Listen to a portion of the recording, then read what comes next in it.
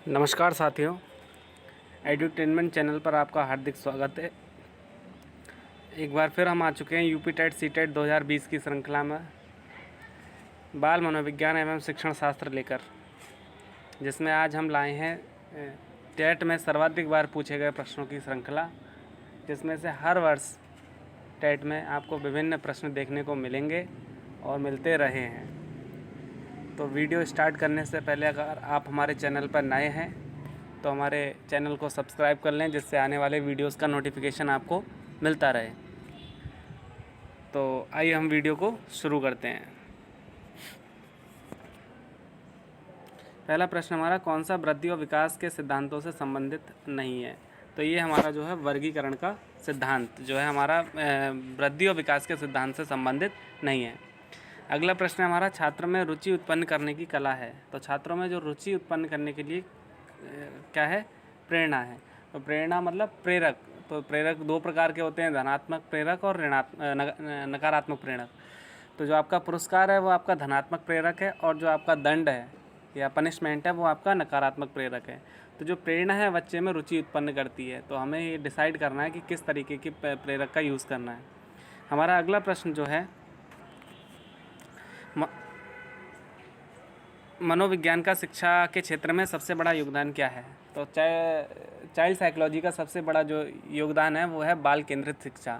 आज के समय में जो हमारी एजुकेशन है वो चाइल्ड सेंटर्ड कर दी गई है, कि बच्चे के मन को ध्यान में रखें कि वो उसकी रुचि किस में है, उसका इंटरेस्ट किस में है, उसके हिसाब से हम जो है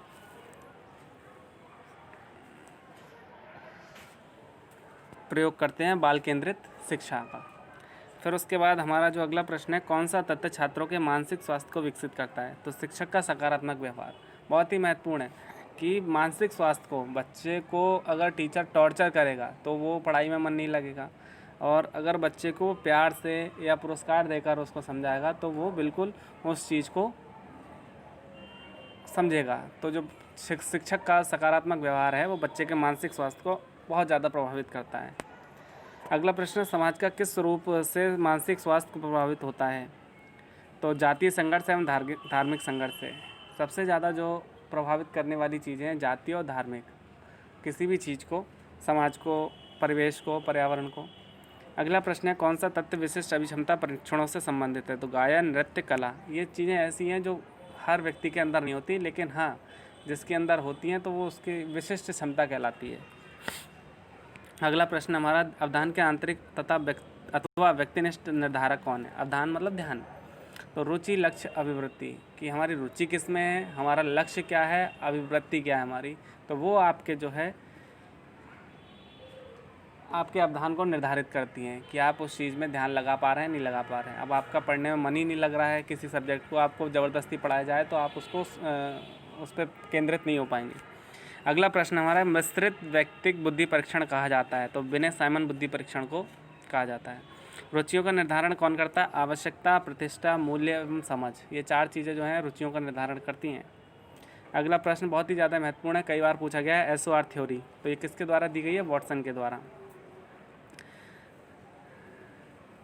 व्यक्तित्व के प्रकारों का विभाजन जिस आधार पर हुआ है वह है शरीर रचना मतलब शारीरिक रचना, समाजशास्त्रीय दृष्टिकोण और मनोवैज्ञानिक दृष्टिकोण। ये तीन चीज़ों के आधार पर व्यक्तित्व का निर्धारण होता है।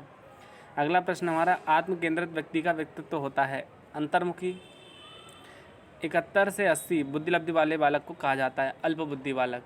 जिनकी जो है बुद्धिलब्धि जो है 80 से कम होती है वो अल्प बुद्धि कहे जाते हैं। अंतर्दृष्टि द्वारा सूखने बहुत ही बार पूछा गया है, कोहलर द्वारा दिया गया था और ये वन मानसों पे किया गया था।